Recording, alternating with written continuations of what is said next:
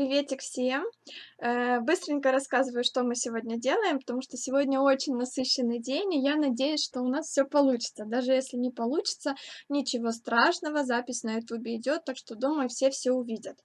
Итак, первое, что мы сегодня делаем. Приветик. Мы сегодня делаем расчеты на детскую шапочку, которая в виде шлема у нас. И второе, ну, естественно, мы начинаем ее вязать. Я вам покажу, как сделать там первые всякие штучки. А второе, что мы делаем, это мы делаем уже в следующем каком-то эфире, может, через перерыв, посмотрим. Мы будем делать расчеты на шапочку горизонтальную и тоже начнем ее вязать, конечно же. Ой, расчетов, честно говоря, много, особенно на детский свитерок, на детскую шапочку, поэтому я, переживаю, как бы мы все успели, но все равно будем делать потихоньку, не спеша. Я очень надеюсь, что все получится. Давайте тогда быстренько начинать. Если у вас будут вопросы, как обычно, задавайте, пишите. Это первое. Второе, желательно не по теме вопросы не задавать, чтобы я на них не отвлекалась. И третье, если что-то будет плохое с эфиром, вы пишите мне. Если все нормально, тоже пишите, что все нормально, чтобы я там смотрела и, если что, переключала эфир. Все, давайте я быстренько покажу саму шапочку, покажу, какие мерки нужно снять, расскажу немножко про пряжу, а потом телефон, ну, разверну в другом виде, другой камерой, и уже будем делать с вами расчеты. Приветик, приветик, кто здоровается. Вот так выглядит шапочка, которая... Ой, смотрите, тут вытащилась ниточка. Вот так выглядит шапочка, которую мы будем сегодня вязать. Вот. Ну, делать на нее расчеты. Эта шапочка детская, она в виде шлема. Вяжется она вот начиная отсюда снизу вверх, оформляются плечики, потом вяжется вот эта часть. И здесь вы можете сшить либо вот как я сшила, просто обычным швом, либо сшить швом петля в петлю, который я показывала, когда мы платье с вами вязали. Но здесь я тоже постараюсь вам показать, как правильно это все закрыть. И потом мы набираем петельки по кругу здесь и вяжем какое-то количество еще резиночки. Это шапочка с флисовой подкладкой, с подкладом.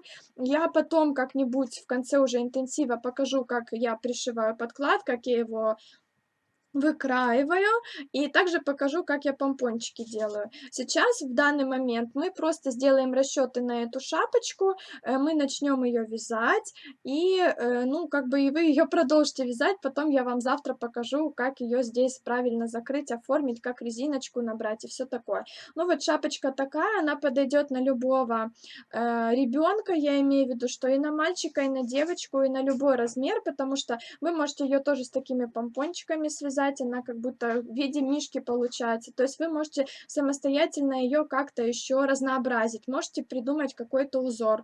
Можете вязать без вот этой манишки, просто чисто сам чепчик. Ну, в общем, вариантов много. Я вам расскажу конкретно про вот эту шапочку. Скажу честно сразу, что эту модель моделировала я, потому что я увидела в интернете просто картинку и смоделировала вот эту всю часть сама я, поэтому, ну, вряд ли этот мастер-класс будет похож на какие-то другие, потому что я видела много очень разных чепчиков красивых, вот таких вот шлемов в интернете мастер-классов. Если хотите, можете пользоваться моим, можете совместить это все как-то вместе и вязать свой третий вариант. Можете в принципе, ну, как-то иначе модернизировать, что ли, этот мой шлем и вязать его как-то иначе. Но смысл в том, чтобы вы понимали, как сделать расчеты на вот эту штучку. Так, Сашенька, ты показывала убавки берета. Убавки не показывала, но там ничего сложного, просто вяжите 2 вместе с наклоном вправо. Вы можете и 2 вместе с наклоном влево вязать, тоже будет нормально. Главное, чтобы это все было одинаково везде, все убавки. Так, Саша, из чего ты эту шапку вязала и горизонтальную из чего, и сколько ниток на них ушло? Про горизонтальную давайте потом поговорим, когда мы будем ее обсуждать. Эту шапку здесь я вязала ее из полушерсти, вот называется она картапу, но я не помню конкретно название, потому что у меня была пряжа, как всегда, без этикетки. У меня вот оставался Оставалось, по-моему, 200 грамм 2 мотка, но у меня тут ушло чуть меньше. То есть, возможно, это на возраст примерно 2 года. То есть, возможно, у вас и 100 грамм уйдет, может быть, чуть-чуть больше.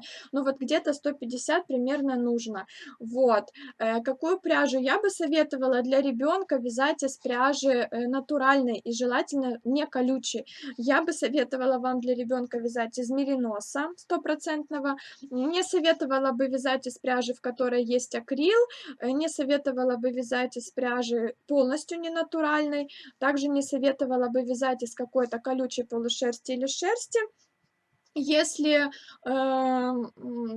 вы будете делать шапочку без подклада, то, конечно же, можно из чего-то колючего связать. Но вот здесь вот все таки на шейке я бы не советовала вам эту пряжу использовать, в принципе, поэтому берите стопроцентный меринос. Мне кажется, стопроцентный меринос подойдет на любую детскую шапочку, и вы, ну, точно попадете в нужный вам состав, я бы так сказала. Поэтому, я на ваше усмотрение вы можете выбрать любую пряжу, но если б я вязала для себя, я бы выбирала стопроцентный меринос. Какой примерно метраж? Там, по-моему, 100 грамм 120 метров или 100 грамм 100 метров, что-то такое. Но сегодня я эту шапочку буду вязать, как обычно, из той пряжи, которая у меня есть, из пряжи Lana Gold, поэтому у меня будет петель больше, и вязка будет тоньше, и это еще одно доказательство того, что неважно, какой метраж, вы можете рассчитать для шапочки из пряжи на любого из пряжи любого метража. Вот. Мерки. Записывайте, если вы за мной записываете, следите. Первая мерка, которая нам нужна, помните, я всегда снимала обхват головы вот так вот на затылке и так. Здесь на эту шапочку я советую вам снять обхват головы ребенка, вот именно настоящий реальный обхват головы, который измеряется, ну вот, стандартное его измерение, да, то есть вот так вот по задней части головы, горизонтально полу, вот четко горизонтально, параллельно полу, измеряйте этот обхват. Тоже вот над бровями, тоже плотненько измеряйте, записываете. Обхват головы — это первое. Второе, что вам нужно сделать, это, ну, как бы глубина шапочки, как я ее называю, тоже измеряете выше бровей, вот так вот в том месте, где вы хотите, чтобы у вас шапочка это начиналась. Измеряете вот так по верхней части головы до затылка. Измерили до затылка, именно там, где у вас шапочка должна заканчиваться и переходить вот в этот воротничок, в эту манишку. Поэтому измеряете вот прям до самого низа. Не там, где вы хотите, чтобы шапочка заканчивалась, а пониже. По этой мерке вы потом будете сравнивать то, что у вас получилось. Вот эта мерка, вторая. Третья мерка, я не знаю, как ее назвать, в принципе, это высота шапочки, измеряется это как бы обхват лица. Я не швея, повторюсь, и многие мерки, как называются, точно не могу сказать, но самое главное, я рассказываю то, что реально получается, то, что я использую. Желательно измерять вот так вот по росту волос, так, как бы вам это показать правильно. Давайте снизу вот так покажу. То есть под подбородком вы измеряете обхват лица вот так, мимо ушек и по росту волос. Вот так измеряете и записываете эту мерку. Можно это все измерить по какой-то шапочке ребенка, которая уже есть, по какому-то капюшону, который вам подходит, например. Можете это измерить по другой одежде. Почему по росту волос? Потому что это без учета резинки. У нас еще потом здесь будет обвязываться резинка, и вы можете ей добавить столько, сколько вам нужно. По росту волос просто удобнее четко измерить, потому что здесь вы будете, ну, не очень удобно сантиметр просто прикладывать. Так, и последняя мерка, которая нужна, это вот для того, чтобы сделать вот этот воротничок красивый, который у нас закрывает шейку и плечики, вот эту часть нижнюю. Так, измеряем от плеча до плеча, вот так вот, да, у деток, либо измеряете, ну, предположим, вы хотите, чтобы у вас вот тут это заканчивалась часть, чтобы она не переходила на плечи, тогда измеряете ширину вот здесь. Ну, то есть примерно можете к ребенку приложить сантиметровую ленту, посмотреть, сколько вот в этой части вам нужно. Так, обхват головы делить на 3 плюс 2 сантиметра еще можно. Это насчет чего, Ульяна, напиши, очень всем будет полезно, я думаю. Я расскажу свой, а ты добавишь еще что-то свое, будет правильно. Ну вот, что мы вяжем для образца? Если у вас шапочка связана лицевой гладью, вы вяжете образец этой же пряжи из лицевой глади, ой, из лицевой глади, из этой же пряжи лицевой гладью. Резинку можно не вязать, потому что мы будем делать расчеты по лицевой глади, то есть у нас здесь все петли после резинки четко перейдут в лицевую гладь. Вот, конечно же, здесь вы понимаете, что резинка растягивается, она будет немножко здесь присобираться, но в то же время, когда вы на ребенка наденете, оно все хорошенько расправится. Поэтому, если шапочка лицевой гладью, вот верхушка, вяжем образец лицевой гладью теми спицами, которыми вы будете вязать шапочку. Все, объяснила. Не мерить не на ком. Вы можете измерить одежду ребенка, если вы будете вязать на ребенка. То есть возьмите какую-то его шапочку, возьмите вот что-то, какой-то капюшончик, измерите, посмотрите. Можете посмотреть стандартные мерки в интернете. Вы знаете своего ребенка, какой он, на какой возраст, какой рост. То есть плюс-минус крупный он, либо наоборот маленький малыш, и посмотрите в интернете. Так, смотря какая шапуля, высота шапки, это если просто шапка, а не шлемик. Ой, это нужно, чтобы ты подробно написала. Мне сейчас тяжело врубиться, к чему это.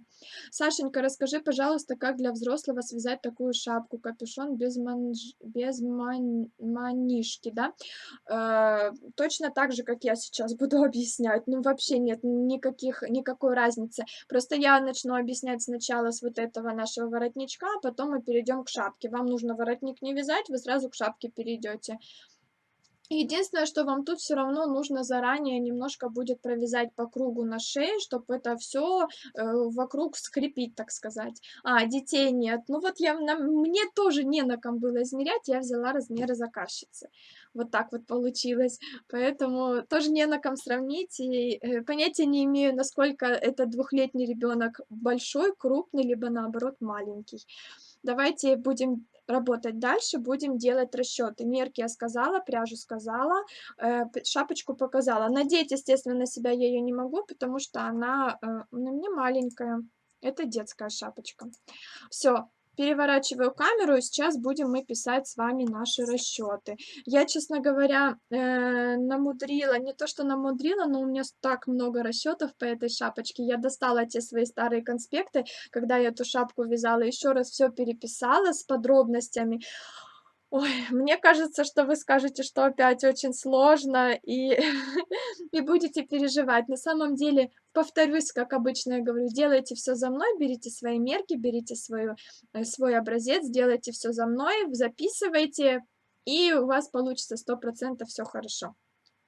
Так, подклад будет у шлемика? Ну вот на этом, да, будет.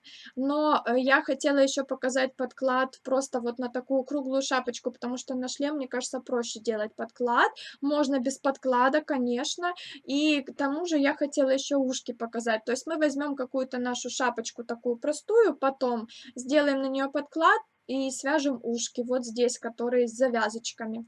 Так, пора уже за маленькой моделью. Ее без подклада можно? Можно. Саша, всегда хотела спросить у тебя в один ряд пряжи или в два на заднем плане. У меня там глубина полочки, по-моему, 50 сантиметров. Я так и не могу точно сказать. То есть у меня полностью там помещается раз моток, два моток, вот в длину. У меня нет тут мотка такого. И еще в ширину моток. Сколько грамм пряжи уходит? Я сказала примерно 150. Это я так рассчитываю высоту шапки, когда вяжу кому-то. Если со взрослыми проще, можно на себя померить, то на деток надо как-то посчитать. Ну, к примеру, обхват головы 49 сантиметров, делим на 3, прибавляем 2. Ух тышка, прикольно, Ульяна. Давай я сделаю скриншот. Очень интересно. Спасибо. Сейчас я сделаю скриншот. Эй, давай, сделаем.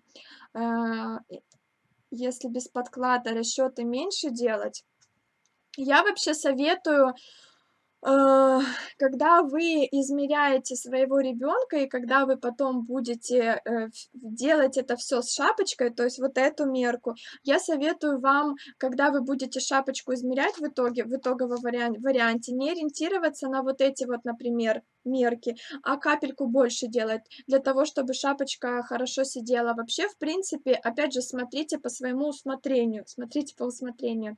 Если вы хотите, чтобы шапка плотно вот сидела на ребенке вот так, тогда вы берете эти мерки. Если вы хотите, чтобы она вот как капюшончик немножко сидела, немножко свободно, возможно, даже если это совсем маленький малыш, там еще вниз пододеть какую-то отдельно другую шапочку маленькую, тогда вы берите больше мерки. Ну, то есть это все, как обычно на деток вяжется. Прибавки на вырост, либо вы прибавки не делаете. Саша, на горизонтальную какой образец нужен? На горизонтальный образец, если вы есть в интенсиве, вы есть в интенсиве. Я скинула сегодня на наш канал, в наш канал Telegram, эти схемы узоров. И там есть схема узора на горизонтальную шапочку. Можете его вязать. Так, все, переворачиваю камеру, уже слишком много проболтала, 15 минут. Сейчас будем работать.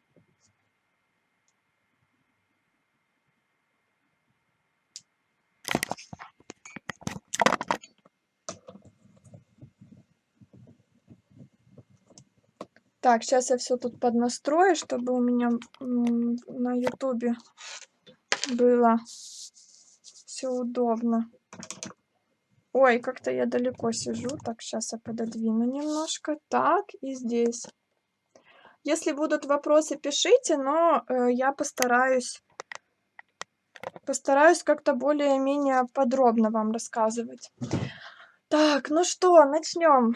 Давайте я запишу сразу мерки. Шапочку я чуть попозже нарисую. В эту шапочку мы будем уже записывать все наши размеры. Итак, мерки. Обхват головы горизонтально. У меня это получилось 48 сантиметров. Дальше глубина, это когда от лба до затылка, глубина 37 сантиметров. Дальше высота, это обхват лица. Высота у меня получилась 50 сантиметров. И вот от плеча до плеча я взяла 28 сантиметров. От плеча до плеча 28 сантиметров. Готово. Готово. Что мы делаем дальше? Нам нужно нарисовать, что ли, нашу выкройку.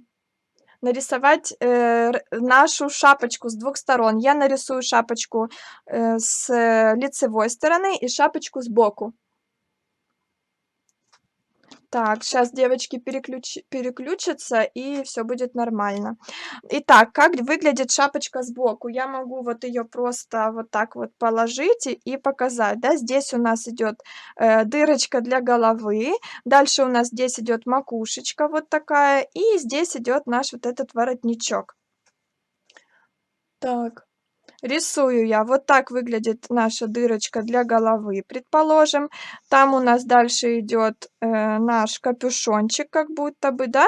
И здесь у нас идут вот такие плечики и штучка, которая закрывает шейку от холодов. Вот так. И здесь у нас по кругу потом, если сразу нарисовать, тут будет резиночка, которую мы вяжем уже потом. Вот так выглядит наша шапочка с лицевой стороны. И дальше шапочка с боковой стороны выглядит вот так. Давайте тоже я ее возьму и покажу. Она легко складывается пополам. Здесь у нас идет прямая часть. Так, сейчас нарисую прямая часть. Потом дальше мы немножко вяжем с убавками здесь. Потом у нас снова идет прямая часть. Дальше мы снова убавляем. Тут даже, вернее, прибавляем, потому что мы снизу вверх вяжем вот так. И тут дальше у нас идет вот эта как раз штучка на лице. Так, нарисовали. И здесь идет наши две половинки нашего воротничка. Так, примерно, да, и здесь вот так. Тут вот этот шовчик, мы его будем сшивать, и затем две половинки нашего воротничка. Ну, вот примерно вот так выглядит боковая часть шапочки.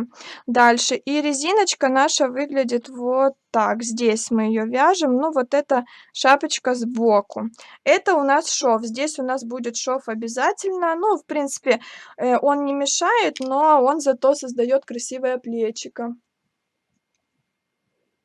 Да, отвис. Я вижу, что все нормально. Если что-то зависает, вы перезайдите просто, потому что я, часто смотрю на то, что эфир завис, я вышла, перезашла и опять зависает. А когда немножко подождать, то все нормально. Только он как-то не фокусируется как будто. Да, все нормально. Ну вот, я нарисовала шапочку спереди, шапочку сбоку, боковая чуть больше у меня получилось. Ну ничего, сейчас нам нужно вписать все эти размерчики, посмотреть, где что у нас будет в сантиметрах. Как вы знаете, сначала постоянно мы пишем сантиметры, потом мы все эти сантиметры переводим в петли. Итак, ну, давайте я начну снизу вверх, потому что мы снизу вверх вязать и будем. Первое, вот от плеча до плеча 28 сантиметров. Вот здесь у нас как раз эта мерка и есть, 28 сантиметров. Дальше поднимаемся выше. Вот эта, кстати, часть, ее нам тоже нужно, ну, как бы узнать. Не могу сказать, что мы ее можем как-то измерить.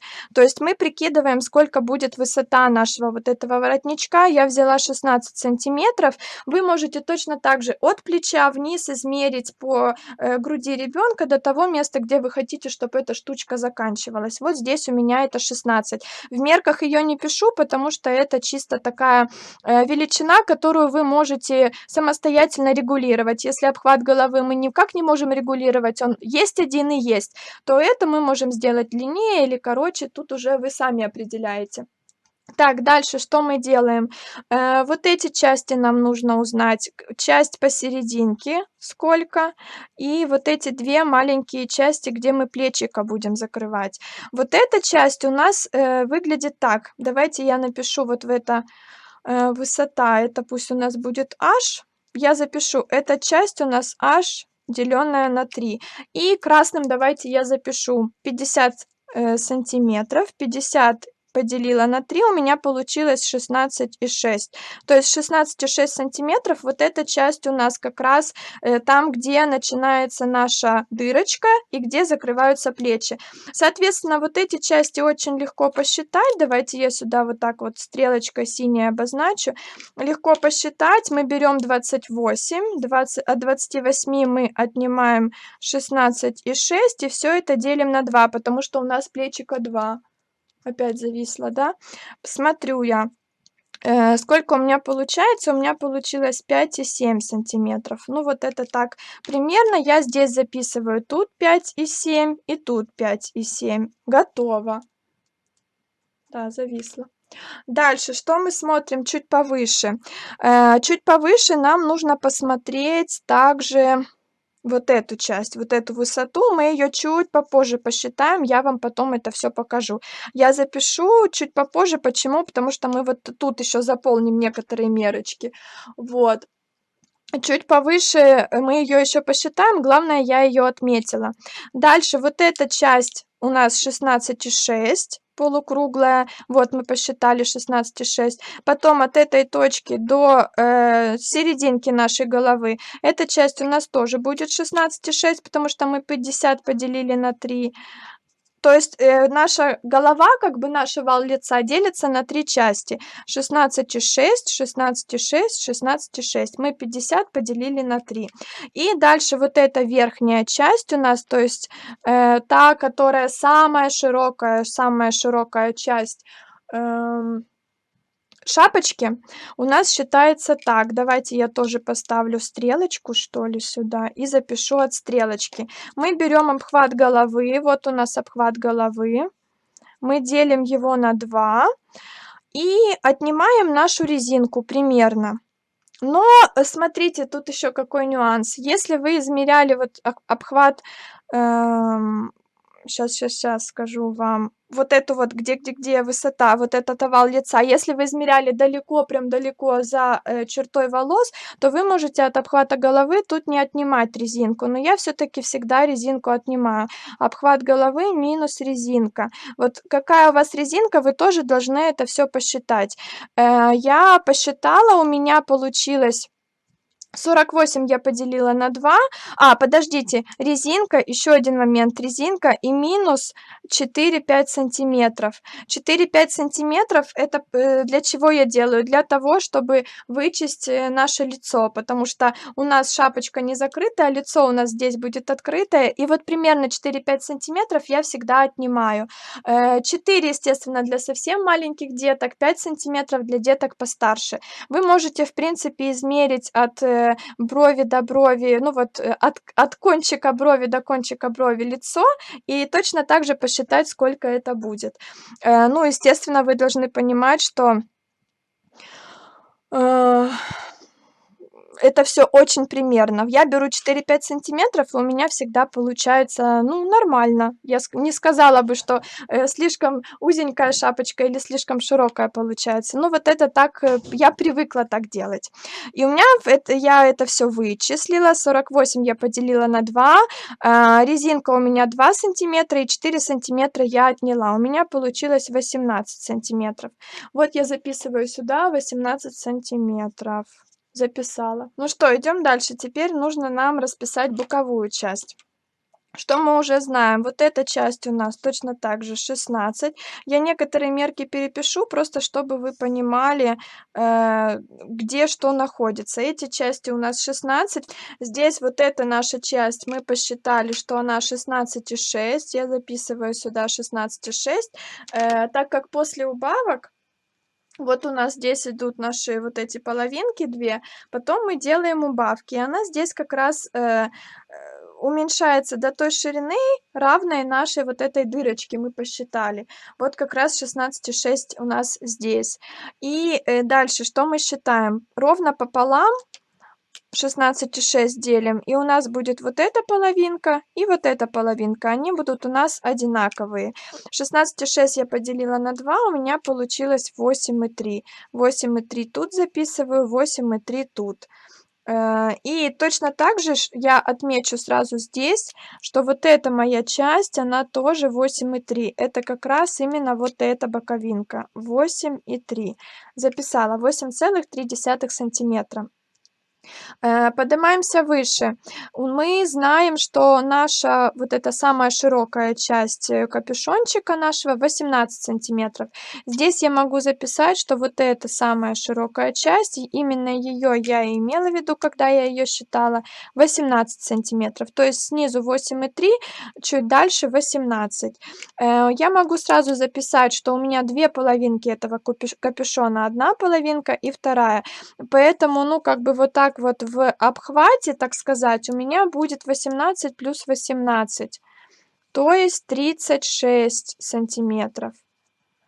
И здесь точно так же снизу вот этот вот мой обхват, это 8,3 плюс 8,3, ну, тут легко. Это 16,6 сантиметров. Вот в обхвате, в этой части.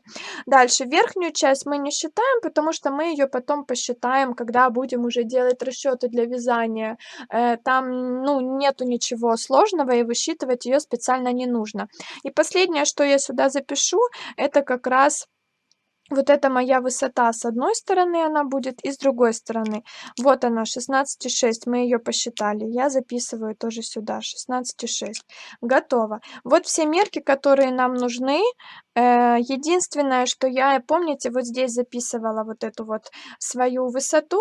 Эту высоту я считаю, давайте я отдельно запишу. Если вы хотите так конкретно все высчитать правильно, четко, то я вам советую высчитывать именно таким образом. Если не хотите, вы можете просто взять мои расчеты вот этих убавок и вписать их, точно так же сделать, вписать их в свои расчеты. Чуть дальше я об этом расскажу. Вот. Ну а если хотите посчитать четко, то мы тогда можем записать воспользоваться моей любимой теоремой Пифагора, нарисовать наш треугольничек, вот этот, он здесь у нас находится. Эта сторона у нас 5,7, вот она снизу, 5,7.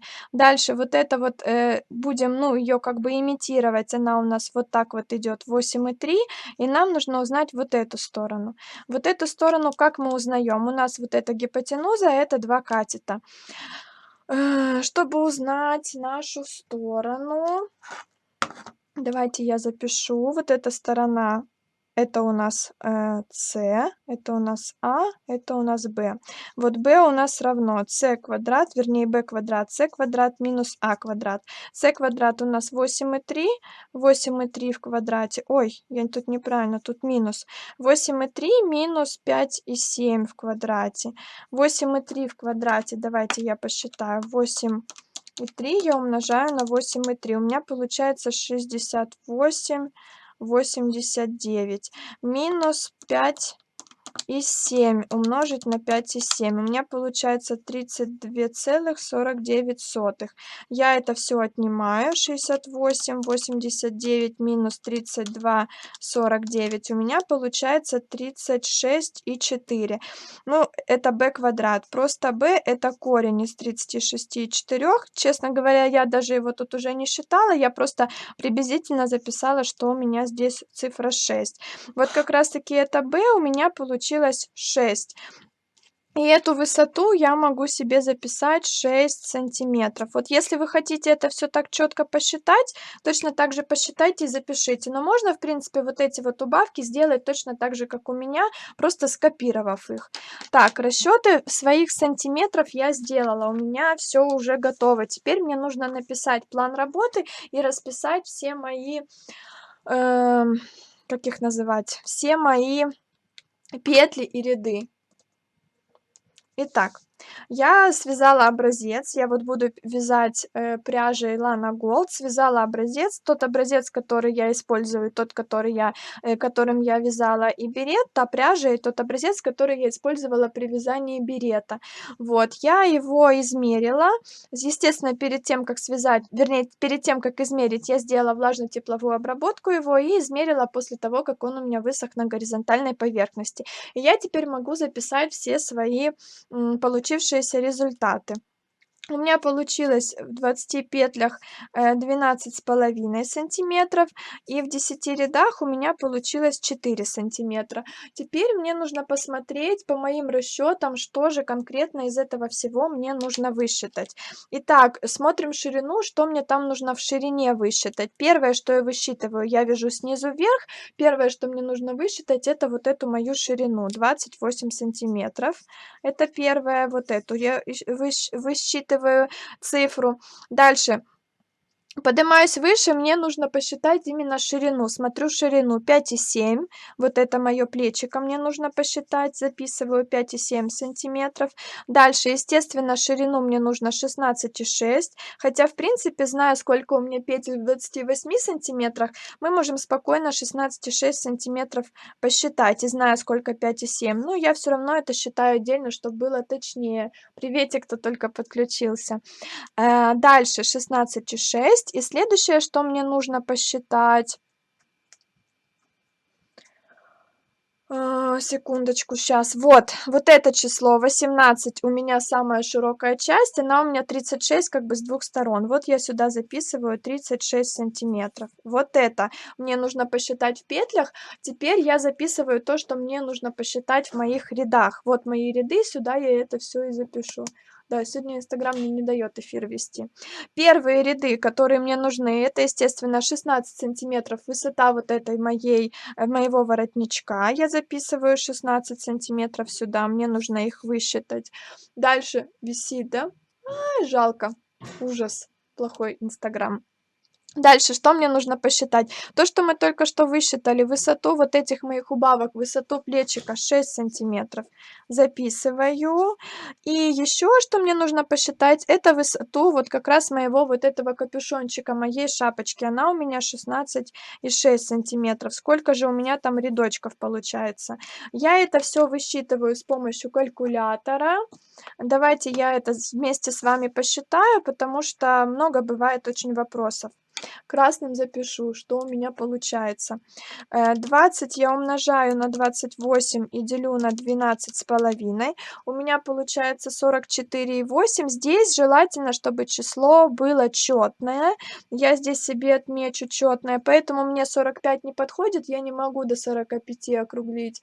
Поэтому я округлю до 44. Записываю 44. Дальше 5 и 7 я умножаю на 20 и делю на 12,5. У меня получается 9,12. Здесь я запишу 9. 9 мне подходит. Здесь можно нечетное. Дальше 16 и 6 я умножаю на 20 и делю на 12,5. У меня получается 26,56. Вот эта часть, где у меня она 16,6, она тоже у меня должна быть четной, потому что у нас потом пойдет разделение на две части нашего воротника, ой, нашего капюшончика. Поэтому я оставляю 26 и тоже отмечаю, что это число у меня четное. И дальше 36 я умножаю на 20 и делю на 12,5. У меня получается 57,6. Что это мы считаем? Это мы считаем количество вот этих петель в самой широкой части нашего капюшончика. Это число также должно быть четным, потому что наш капюшончик делится ровно на две части, поэтому я округляю до 58. Записала. Теперь считаю вот эти наши вторые части. 160, 10 я умножаю на 16, 160 делю на 4, у меня получается 40. Отлично. Дальше 60 я делю на 4, у меня получается 15. Записываю 15. И 166 я делю на 4, у меня получается 41,5. Я округляю до 42 рядов. Все, я посчитала все свои петли, все ряды. Теперь я буду писать план работы и параллельно буду делать свои расчеты по поводу всяких вот этих убавок, прибавок, то, что будет у нас здесь с вами. На отдельном листочке сразу начну записывать план работы. Ой, давайте я напишу план вязания, как я обычно это пишу. Итак, мы вяжем снизу вверх. Первое, что мы делаем, нам нужно набрать петли. Первое — набрать. Мы вяжем 2 половинки вот эти вот нашего воротничка отдельно, отдельно спинку, отдельно вперед. Вот 28 сантиметров, я записала 44 петельки. Я пишу набрать 44 петли плюс 2 кромочные, потому что мы вяжем поворотными рядами туда-назад. То есть всего 46 петель мне нужно набрать. И вяжем резинкой 1 на 1, ну, по крайней мере, у меня так. Вы можете вязать любым узором, либо другой резинкой 2 на 2, 3 на 3, либо лицевой гладью. Давайте посмотрим. Вот 16 сантиметров до плечика мы вяжем, это 40 рядов. Вот мы вяжем резинкой 1 на 1, 40 рядов. Конечно же, я здесь беру свои любимые клеточки и рисую 20 рядов, потому что у меня поворотные ряды я отмечаю только лицевые в клеточках. Раз, два, три, 4, 5, 6, 7, 8, 9, 10. Вот 20 клеточек. То есть одна клеточка — это туда-назад провязать. Лицевой, изнаночный. Раз, два, три, 4, 5. Раз, два, три, 4, 5. Готово. Это наш первый этап. Дальше второй этап, который мы будем делать с вами в этой шапочке, это убавки. Убавки плечика. Давайте я таки запишу. Убавки плечо. Нам нужно оформить вот это вот плечико, но если мы закроем просто прямо, то это будет, ну, не так хорошо сидеть на ребенке, поэтому желательно здесь сделать такую как бы мини-пройму, знаете, вот похожая очень на проймы штучки, поэтому будем их сейчас оформлять. Убавки плечо. Как мы это делаем? Во-первых, нам нужно записать количество петель, которые нам нужно убавить, и количество рядов, за которые нам нужно убавить эти петли. Смотрю я в свои расчеты. У меня здесь 5,7 сантиметров. 5,7 сантиметров — это 9 петель. То есть мне нужно убавить 9 петель с одной стороны, за минус 9 петель, за какое количество рядов? 6 сантиметров, это 15 рядов. Минус 9 петель за 15 рядов. Я записала.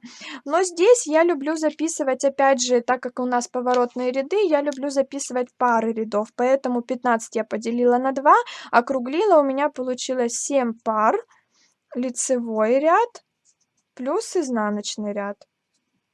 Вот так. И теперь я могу записать все эти 7 рядов, и в каждом ряду я запишу, какие у нас будут убавки, чтобы это все было красиво. Запишу в столбик. Раз, 2, 3, 4, 5, 6, 7. Обычно я эти все убавки делю на 4 колоночки. В первой колоночке я записываю начало ряда. То, что мы делаем в начале ряда, какую-то манипуляцию, во второй конец ряда. И это все у нас с вами лицевой ряд. То есть мы начинаем вязать, мы в начале лицевого ряда делаем какую-то манипуляцию, в конце лицевого ряда. Поворачиваем наше вязание, у нас идет изнаночный ряд. И точно так же в изнаночном у нас есть начало ряда и есть конец ряда. Вот я это записываю все в свою табличку, 7 наших рядов. Также у нас, на спинке и на переде у нас разнятся, убавки, потому что у нас, в принципе, спинка и перед выглядят немножко иначе. Давайте я нарисую это тоже. Спинка у нас выглядит вот так. У нас прямое вот здесь идет, вязание, а, плечики убавляются. Это спинка. А спереди, для того, чтобы у нас красиво оформилось личико, мы делаем еще вот такой небольшой вырез. Это перед. Поэтому у нас будут напереди убавки. Ряды будут вязаться с убавками вот так. Мы начинаем вязать, доходим до какого-то места, сейчас мы посчитаем до какого, потом будем поворачивать и будем вязать туда-сюда. Потом мы вернемся ко второй части и точно так же туда-сюда будем ее вязать. А на спинке мы вяжем прямо в одну сторону и прямо в другую сторону, потому что выреза у нас здесь нет. И теперь нам нужно посчитать, сколько же петель тут убавить. Вспомним, что нам нужно убавить 9 петель с каждой стороны. Тут минус 9, тут минус 9. Точно так же тут минус 9 и тут минус 9. Вот эти две части напереди, они должны быть симметричные, поэтому я записываю тут минус 9 и тут минус 9. Но вспомним вообще во всей вот этой нашей части переда, мы записывали. Помните, вот здесь у нас 16,6 сантиметров, это 26 петель. Я записываю, здесь у нас всего 26 петель. И вот как раз таки от 26 я отнимаю 9 и еще раз отнимаю 9. У меня получилось 8 петель. Вот здесь ровно посерединке, вот здесь, именно только спереди, мы оставляем 8 петель. 8 петель мы вяжем просто прямо, без всяких убавок. Сейчас я вам это все покажу наглядно. Вот наш период. Вот у нас один треугольничек с убавками, вот второй треугольничек с убавками. И здесь посерединке мы просто прямо оставляем 8 петелек. Здесь у меня пряжа толще, поэтому у меня здесь петель меньше. Здесь пряжа тоньше, петель больше. На спинке, посмотрите, мы просто убавляем наши плечики с одной и со второй стороны, а здесь просто вяжем прямо вверх, дальше уже нашу шапочку. Вот наша спинка. Так, и теперь нам нужно расписать все наши убавки. Как это я делаю? Я сейчас запишу свои убавки, вы потом распишите свои. Но если хотите, можете пользоваться моими и убавлять точно так же. Итак, начинаю я вязать, и сразу здесь, вот тут, я закрываю 3 петельки, минус 3 петли. Дальше в конце ряда я ничего не убавляю, потому что тут нам нужно сразу закрыть 3. Большое количество петель мы можем закрывать только в начале ряда, поэтому я ставлю прочерк в конце ряда, и в начале изнаночного ряда я снова убавляю 3 петельки. А в конце, так как мы уже тут 3 петли убавили в лицевом ряду, я пишу 2 вместе, то есть минус 1 петля. Дальше я продолжаю вязание, и таким образом я убавляю в начале лицевого ряда и теперь уже в конце лицевого ряда по 1 петле. В изнаночном я вяжу просто прямо без убавок. В третьем ряду точно так же я вяжу по 2 вместе в начале лицевого и в конце, в изнаночном без убавок. В четвертом точно так же. Смысл каков? Сейчас я вам объясню. Мне нужно убавить 9 петель. Посмотрите, еще такой нюанс важный. Когда мы убавляем с одной стороны, Вот здесь мы начинаем вязать начало лицевого ряда. Давайте я отмечу, эта сторона пусть будет римская 1, эта сторона римская 2. Вот начало лицевого ряда я убавила, дальше вяжу конец лицевого ряда, это у меня уже вторая часть моя, вторая, вот это закругление. Дальше начало изнаночного ряда, это снова второе закругление, и конец изнаночного ряда, это мое первое закругление. Поэтому тут в таблице я могу отметить, что моя первая вот эта половинка — это начало лицевого ряда и конец изнаночного ряда. Это моя первая половинка. Вторая моя половинка — это конец лицевого ряда и начало изнаночного ряда.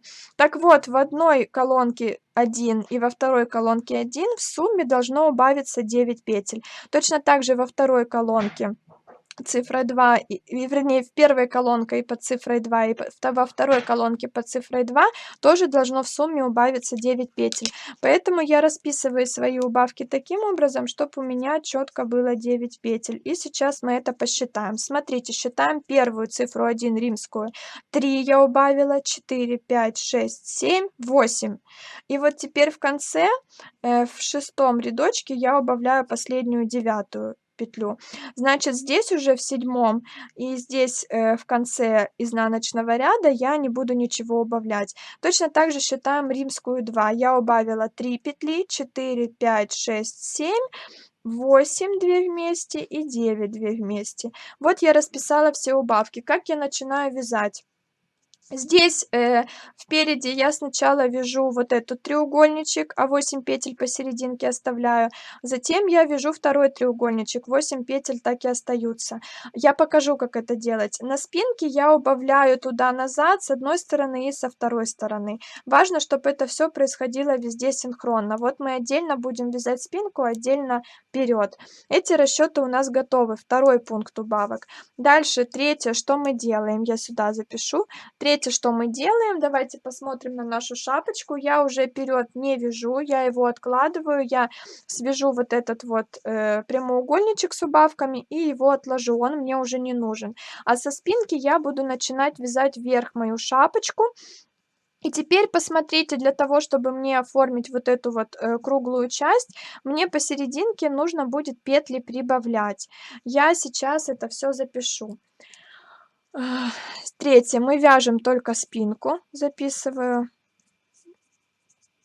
вяжем только спинку. И в этом третьем пункте мы должны убавить. Сколько сейчас у нас петель на спинке? На спинке у нас сейчас будет, давайте вспомним, вот у нас 16,6 вот эта часть, 26 петель на спинке. Я записываю, на спинке у нас 26 петель, я не трогаю кромочные, кромочные там будут всегда, то есть в принципе 28. От 26 петель я отнимаю 2 петли, которые будут по центру. Давайте я это запишу по центру. Мне сейчас нужно посчитать, где конкретно мне нужно делать убавки. И еще это все я делю на 2, потому что у нас две стороны спинки. Мы вот здесь у нас по центру будет 2 петли, мы будем с одной и со второй стороны прибавлять. Я посчитала 26 минус 2, 24, 24 делю на 2, получила 12 петель. Рисую, как это все выглядит. Вот у меня на спицах 26 петель. Посерединке я оставляю 2 петли, они у меня будут всегда 2. С этой стороны у меня получается 12 петель, и с этой стороны у меня 12 петель.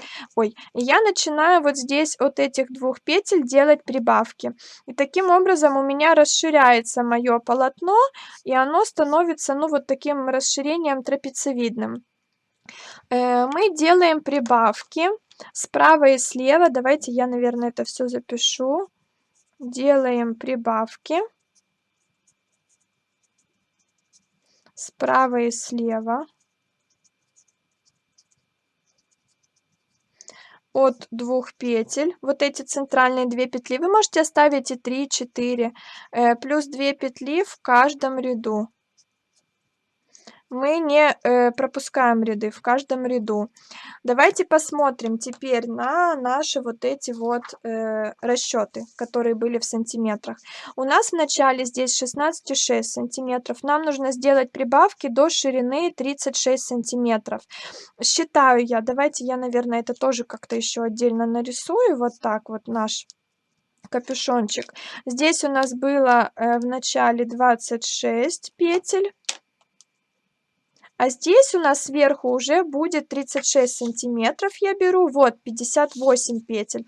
Здесь у нас уже 58 петель после наших прибавок. Что я делаю? От большего отнимаю меньшее. 58 минус 26. У меня получилось 32 петли. Нужно прибавить. Я считаю, сколько петель мне нужно прибавить. 32 петли. Дальше 32 я делю на 2. Почему? Потому что мы прибавляем по 2 петельки в одном ряду. Всего мне нужно, значит, 16 рядов с прибавками. Видите, поэтому я не считаю в сантиметрах вот эти части, потому что, ну, они уже будут у нас четко видны после наших расчетов. То есть у нас 32 петли нужно прибавить и 16 рядов у нас с прибавками. Я записываю себе эти 16 рядов. Мне нужно нарисовать 16 клеточек. Здесь уже я нарисую все ряды. Раз, два, три, четыре, пять, шесть. Раз, два, три, четыре. Так. И точкой я отмечу наши прибавки. То есть в каждом ряду мне нужно прибавить 2 петли справа и слева от двух центральных. Нарисовала. И четвертый пункт, что мы делаем? Четвертый, мы вяжем прямо вверх. Сейчас я покажу на нашей шапочке. И расскажу, сколько рядов нужно прямо вверх вязать. Вот если мы посмотрим на нашу шапочку, мы сначала делаем прибавки, потом мы вяжем прямо вверх. Вот эти две части по количеству рядов у нас одинаковые, поэтому я сразу записываю точно так же 16 рядочков, но уже без точек, потому что 4, 5, 6, 7, 8, 9, 10. Потому что мы просто вяжем прямо вверх все 58 петель плюс 2 кромочные, ничего не прибавляем. Давайте я нарисую вот этот наш капюшончик, чтобы вы понимали, что где. Вот он у нас вот такой. Смотрите, здесь у нас 26 петель, здесь у нас 58 петель. Вот, это я сбоку его нарисовала. Тут у нас резиночка, как вы помните. Резиночка. Дальше, здесь у нас 16 рядов. Я посчитала это, исходя из своих прибавок. И здесь у нас тоже 16 рядов. Вот эти части, они равны. То есть мы смело берем и вяжем прямо вверх такое же количество рядов. И дальше пятый, последний пункт, нам нужно сделать убавки. Вот эту часть нам нужно немножко убавить. Если хотите, вы можете вот эту шапочку связать вот такую, то есть немножко ее не закругляя, а сделать просто с острым кончиком. Тогда вам не нужно никакие прибавки делать, вам нужно сейчас оставшиеся рядочки провязать прямо вверх. Мы знаем, что у нас здесь, давайте я покажу вам, вот эта часть у нас 16,6 сантиметров, и она составляет 42 ряда. То есть вот эта часть у нас 42 ряда. То есть мы знаем уже, сколько у нам рядов осталось провязать до того, пока у нас не закроется макушечка. Итак, пятый пункт — это убавки. Убавки. У нас всего 42 ряда. 42 ряда. Давайте я в скобочках буду писать, что это. 42 ряда — это всего. Минус 16 рядов — это у нас прибавки. То, что мы вот здесь сделали. И минус 16 рядов — это мы вяжем вверх. Итого у меня получилось 10 рядов. То есть у меня осталось 10 рядов на убавки. Убавки у нас в каждом, здесь уже точно так же, как и тут, в каждом втором ряду. Ой, подождите, не в каждом втором ряду, в каждом, как здесь. Точно так же, как здесь. Убавки в каждом ряду. И в каждом ряду мы убавляем 2 петли, потому что точно так же мы выделяем 2 наши петельки. Давайте я точно так же это нарисую. Где-нибудь вот тут снизу. Вот у нас, сейчас мы это все, давайте еще посчитаем хорошенько. Итак, у нас убавки в каждом ряду минус 2 петельки. Всего у нас 10 рядов. Я 10 умножаю на 2, то есть ряды я умножаю на петли. 10 рядов умножаю на 2 петли. У меня получается 20 петель. Это всего убавок. Всего мне нужно убавить 20 петель. Мы не смотрим здесь ни на сантиметры, ни на что, мы ориентируемся на оставшееся количество рядов. То есть нам не обязательно здесь убавлять четкое какое-то количество, нам нужно просто немножко закруглить. У вас может быть здесь больше гораздо, либо меньше гораздо рядов с убавками, и точно так же и петель меньше. Так, записала 20 петель, мне нужно всего убавить. У меня на спицах сейчас 58 петель, вот они мои. Я записываю 58 минус 20 петель, которые мне нужно убавить, 38 петель. 38 петель это у меня останется вот здесь сверху. Давайте я запишу 38 петель. Это мы посчитали вот чисто из третьего пункта. Точно так же, как мы считали здесь, мы оставляем, у меня на спицах сейчас 58, мне нужно сделать убавки, посередине я оставляю 2 петельки. Вот они 2. От 2 петелек я здесь уже делаю убавки, и у меня полотно наоборот сужается, потому что это мои убавки. Мне нужно посчитать, сколько мне нужно здесь и здесь оставить петель. Я беру свои 58, точно так же, как мы считали это здесь. Вот то же самое. 58 петель на спицах, от 58 я отнимаю 2 и делю на 2. Как тут, то же самое. У меня получилось 56 на 2, это 28 петель. И смотрите, то есть у меня всего 58, здесь у меня по центру 2, тут у меня 28 петель и тут 28 петель. И все, в итоге я это все убавлю, и шестой мой пункт, мне нужно будет вот эти 38 петель сложить пополам и это все сшить горизонтальным швом. Петля в петлю. Все, мои все расчеты готовы, в принципе, можно начинать вязать. Начинаем мы вязать по нашему плану и дальше смотрим, что нам нужно сделать. Я хотела показать, как мы начинаем вообще вязать и как делаются какие-то убавки. Вот так шапочка выглядит вживую. Мы сейчас начнем вязать вот эту часть. Сейчас я покажу, что я уже провязала. Я взяла ниточки, которые у меня были. Ниточки у меня такие двухцветные, то есть я вяжу в 4 нитки двумя цветами. И вот я связала свой перед. Здесь я сделала немножко короче, не 16 сантиметров, а меньше, но это не играет никакой роли. И здесь я уже закрыла вот эти треугольнички, оставила на спицах, как у меня здесь в расчетах и было, 8 петель. 8 петель у меня на спицах, это мой перед. И закрыла треугольнички по вот этой своей схеме. Точно так же на эту шапочку, кстати, нужны спицы прямые. Точно так же я связала такое же количество петель до убавок, это уже моя спинка. И теперь у этой спинки я должна закрыть с одной стороны 9 и с другой стороны 9 петель, тоже по нашей схеме. Но здесь, если я сначала вязала один треугольничек, закрывала, потом второй треугольничек и закрыла, и здесь на ниточке вот оставила 8 петель, то тут уже нашу резинку мы будем вязать туда-назад и с двух сторон закрывать петли.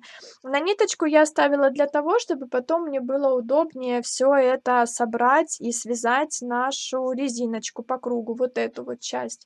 Можно, в принципе, эти петельки и закрыть, то есть тоже будет правильно. Итак, давайте свяжем вот эти вот петли закрытия по нашей схеме, которую я написала. Девочки, расчеты посмотрите потом на ютубе, я думаю, что вы все поймете, я постаралась максимально понятно объяснять. Итак, я буду отмечать себе карандашиком, что я вообще вяжу, что у меня происходит. Итак, вот у меня пошел первый ряд.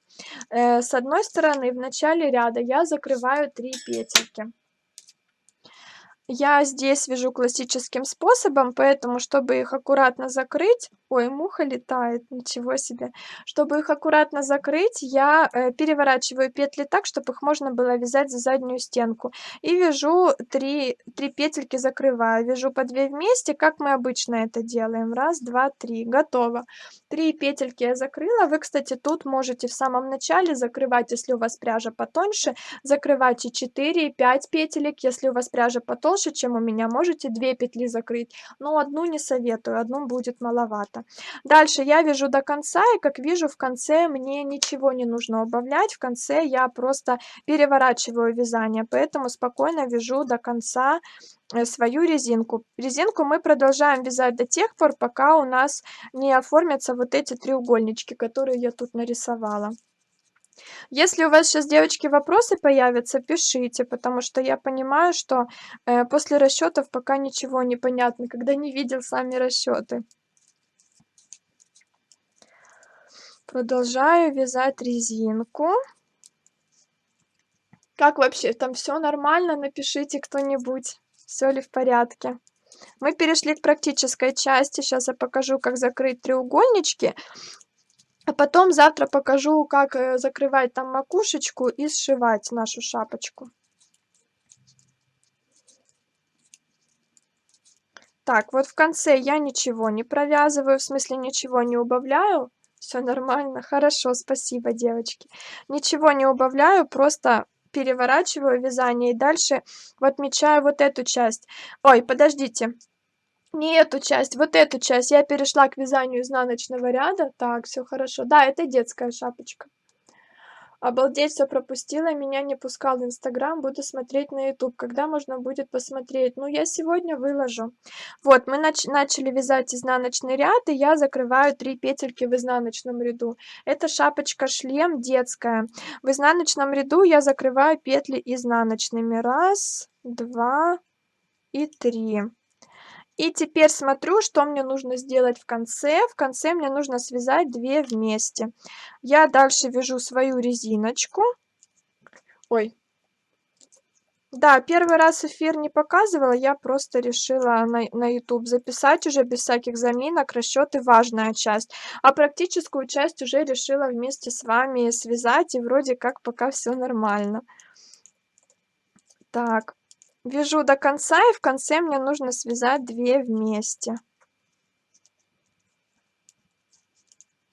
Мы сейчас свяжем эту шапочку, потом, возможно, сделаем перерывчик минут 15 и продолжим вязать, вернее, не вязать, а продолжим делать расчеты на горизонтальную шапочку. Потому что нам нужно сегодня осилить 2 шапочки. Так, вот я дохожу до конца, и в конце вяжу 2 вместе. В конце вяжу 2 вместе с наклоном вправо за переднюю стенку. Переворачиваю. Дальше у меня второй ряд пошел. Я вяжу в начале ряда 2 вместе, как вы видите.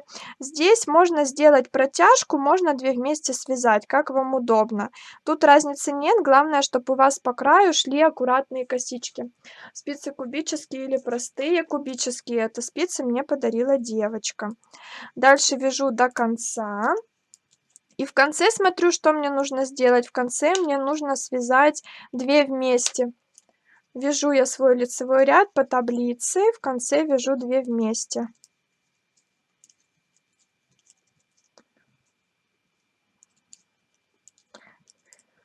Так.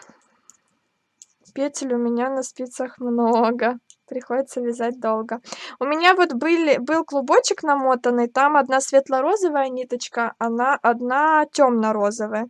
И вот я таки вяжу этому клубочку уже много лет, но зато прикольно получается такая немножко меланжевая шапочка. Так, эфир давно идет. Ну, эфир идет давно, но Инстаграм мне его не показывал, поэтому вы много не пропустили. Так, вот в конце вяжу 2 вместе, точно так же лицевой за переднюю стенку с наклоном вправо. Так, угадала, помню, тебя дарили. А, видно грани? Ну, круто, круто, круто. Дальше начинаю вязать изнаночный ряд. В изнаночном ряду, видите, я ни в начале, ни в конце ничего не делаю. То есть просто провязываю его по рисунку. И у меня уже, как видите, некоторые убавочки видны. У меня уже так более-менее начинает прослеживаться мои красивые плечики. Так, вяжу дальше. Вернее, это даже не мои плечики, а плечики шапочки. В конце ничего не делаю. Ну вот, сейчас вроде все нормально с эфиром. Расчеты тогда на ютубе посмотрите, девочки, там все понятно. Как вам эти спицы? Нормально. Ну, я не скажу, что эти спицы чем-то отличаются от других. Ну, я имею в виду, что это не значит, что кубическими лучше или хуже. Просто прикольно. Иногда хочется сменить как-то немножко, знаете, в руках, чтобы что-то другое ощущалось, и это прикольно, потому что это очень разнообразие вносит. Дальше третий рядочек вяжу. Что у меня за карандаш? Третий рядочек вяжу точно так же 2 вместе в начале, в конце ряда. Вот я вяжу первые 2 вместе. Ну и плюс эти спицы, вот они у меня номер 5, но если сравнивать их с, вернее, плотность вязания, да, ими и плотность вязания спицами номер 5 круглыми, то получается, что у этих не 5 номер, а 4,5. Ну, и я давно заметила, что многие девочки тоже пишут, что кубические спицы обычно на полмиллиметра по факту как будто бы тоньше, чем спицы круглые. То есть ощущение такое, что когда вяжешь, немножко плотнее получается. Поэтому если ты берешь кубический номер 5, это значит, что ты пользуешься, ну, то же самое, что круглыми 4,5. Так, что я тут запуталась?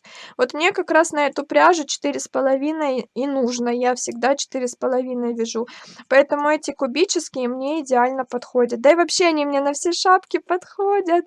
Лена, если ты меня смотришь, спасибо тебе.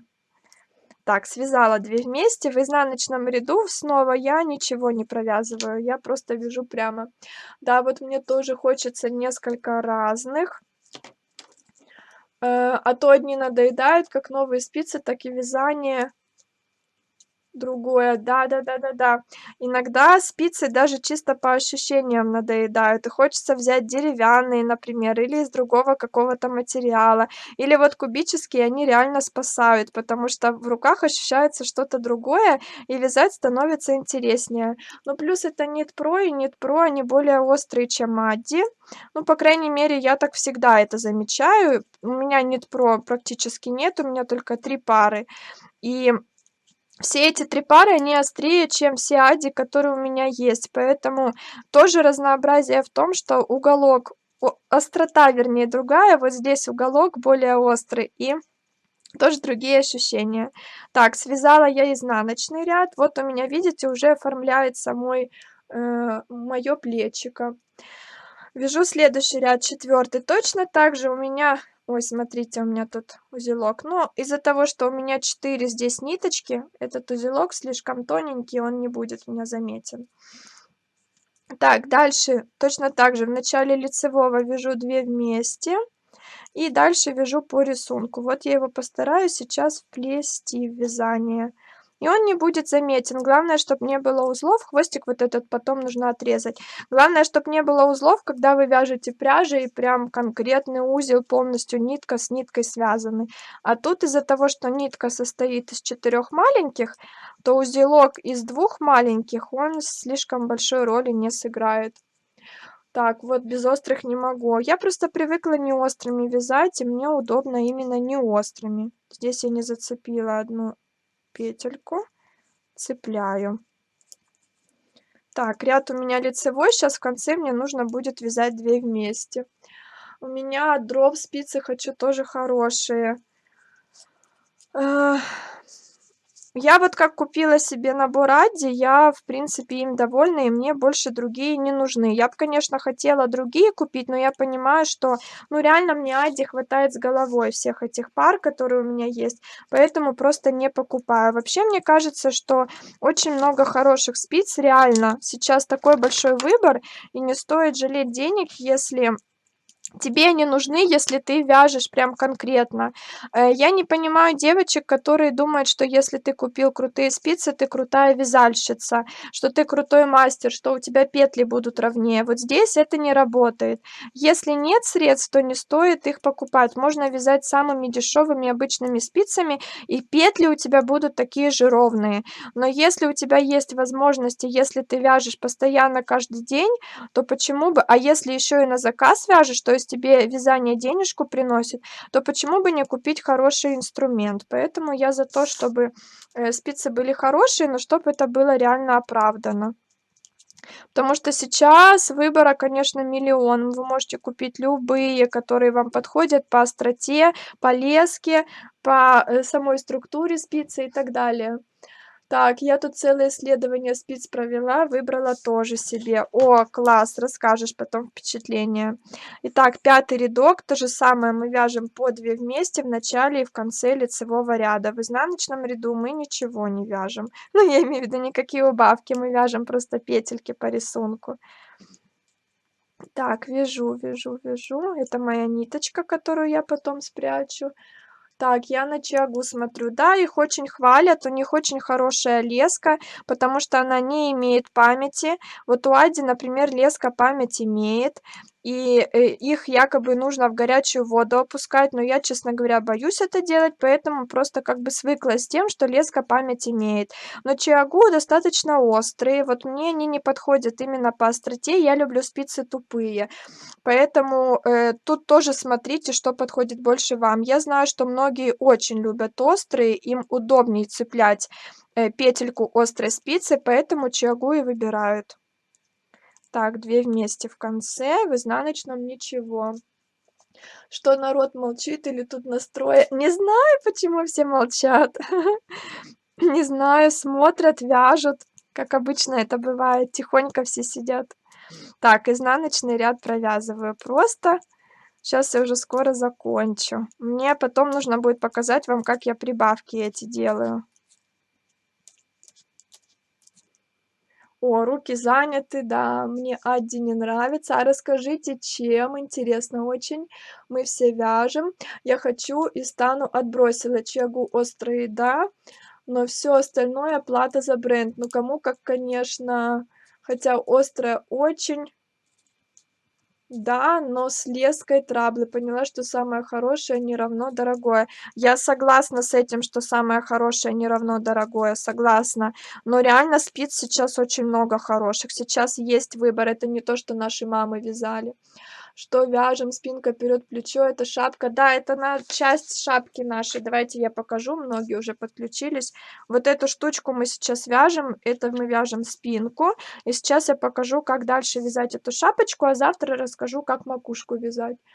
Тут всем главное для себя выбирать. Да, да. Так, вяжу такую шапочку, отлично. Так, следующий лицевой наш ряд. Вяжем по 2 вместе. В начале, в конце, в изнаночном ничего. 2 вместе. Так, заняты, вопросов не имею. Ну, здорово, девочки.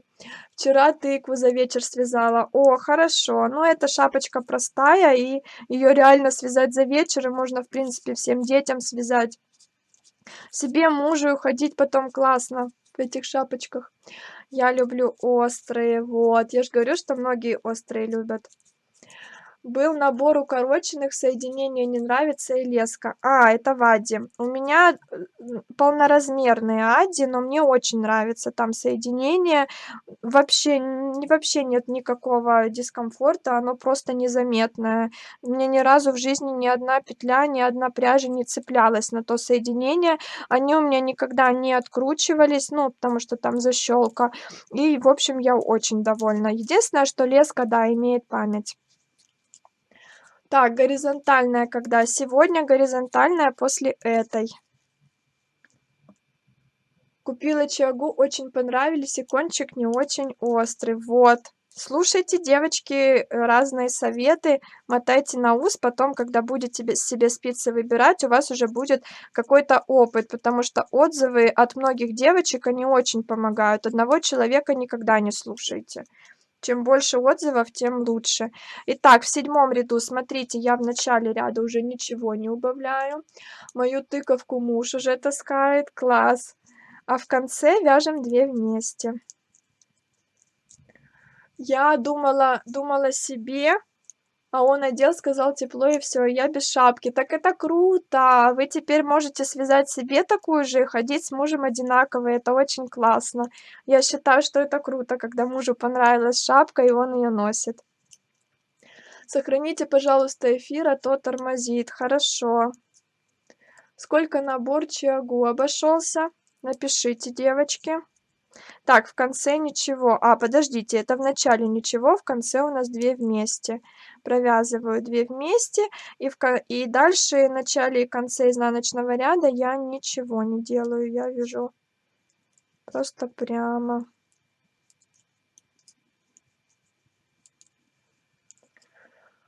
Так, сколько людей, столько и мнений. Лучше тактильно самому опробовать. Да, пока сам не попробуешь, сам для себя не поймешь. Но когда один человек сказал, и вы поверили, это гораздо хуже, чем когда послушать 100 человек. Тогда вы уже можете сделать кое-какие выводы. Поэтому, если вы не можете потрогать спицы, попробовать, то лучше почитать 100 мнений, чем одно. Сейчас все лаки покупают деревянные. Есть у кого? Ой, я даже не слышала такие. Интересно. Так, вот, связала я свою штучку вот эту. Вот, видите, наши эти вырезы получились. У меня тоже муж как-то шапку забрал, мою туниском связанную. Вот мужья, они такие хитренькие, прикольно. На шапку-тыковку нужны спицы с короткой леской, да, со спицей 40 сантиметров. Посмотрите вы на моем YouTube-канале видео про шапку-тыковку, я там об этом рассказывала. Итак, вот мы второй пункт связали. Третий пункт, вот мы вяжем только спинку, это как раз спинка у меня и есть. Нам нужно сделать прибавки справа и слева. Вот этих центральных 2 петель, мы их сейчас выберем, плюс 2 петли в каждом ряду.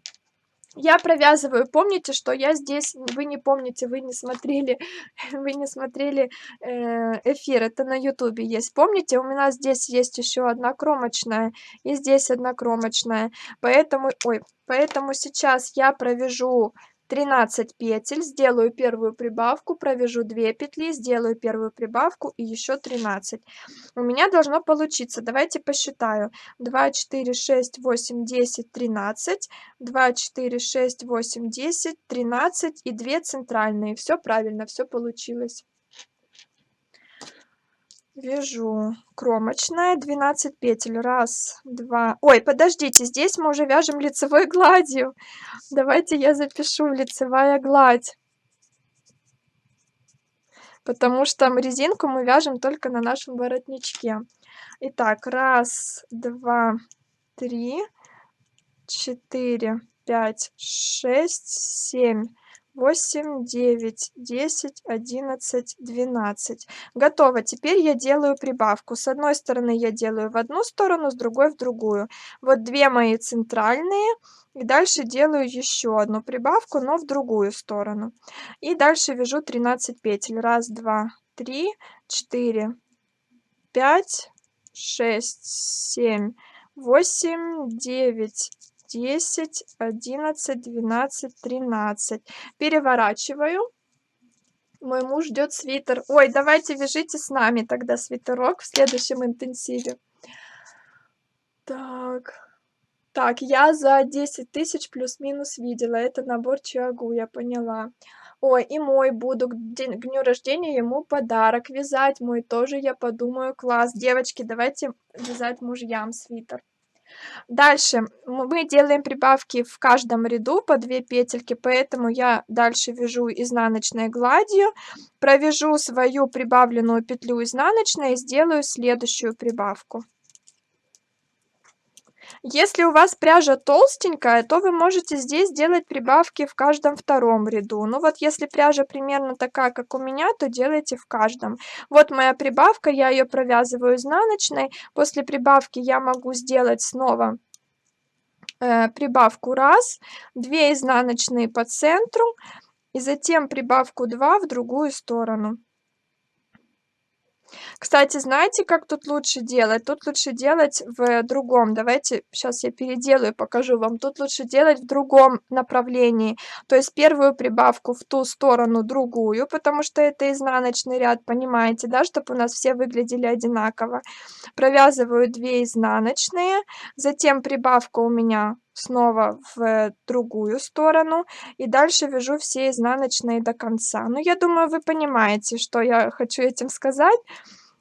Прибавку вы можете делать также из протяжки, то есть из протяжки нижнего ряда, а не перекрученным накидом. Как делать прибавку, не имеет значения. Можете даже просто накид делать, если не обязательно вам нужно, чтобы шапочка была плотненькая. Так, переворачиваю. Какую шапочку сегодня вяжем? Мы вяжем детскую шапочку, шлем.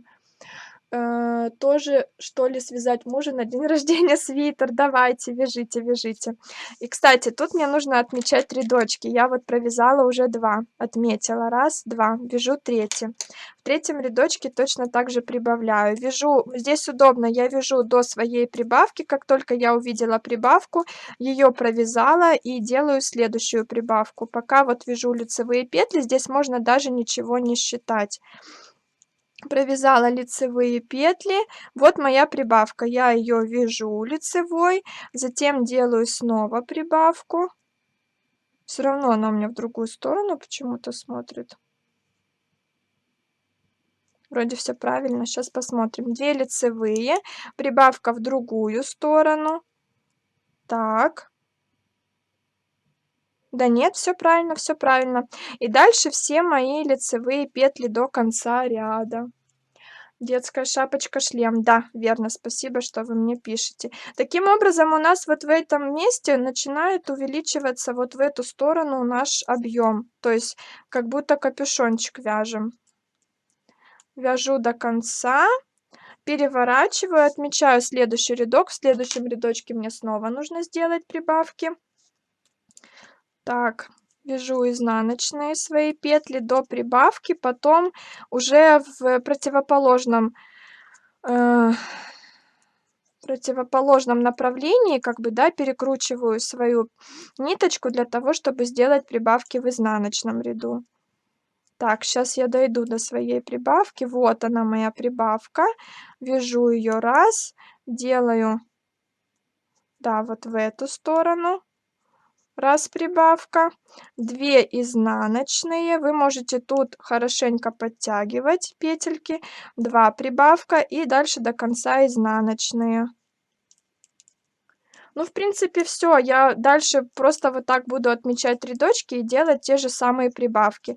Прибавки, когда я сделаю, когда я отмечу все наши клеточки, вот эти 16 клеточек, я просто буду вязать прямо вверх. А как делать убавки и как закрыть макушку, я это покажу уже завтра.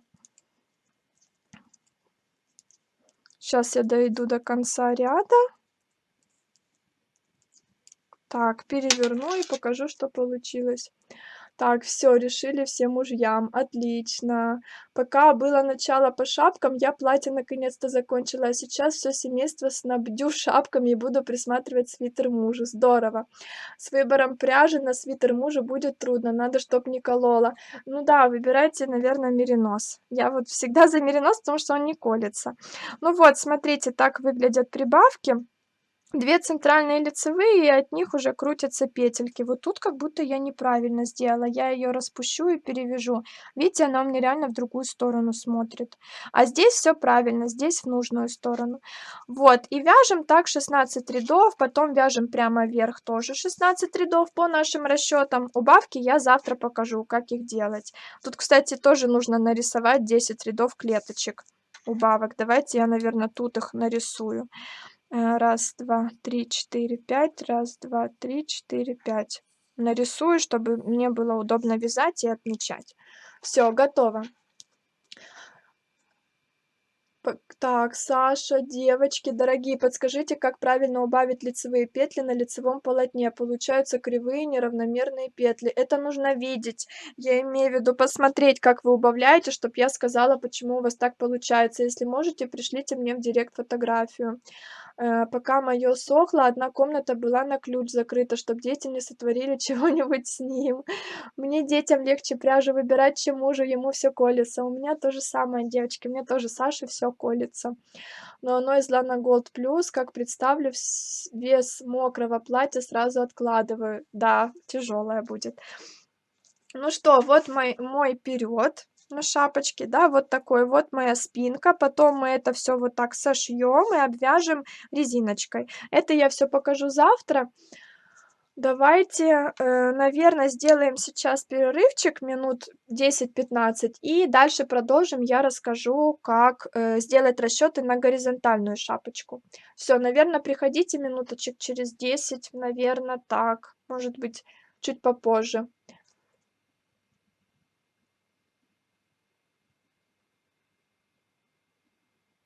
И вам всем пока. Вяжите свои шапочки. Завтра еще дорасскажу, как и что делать. Пока, пока-пока.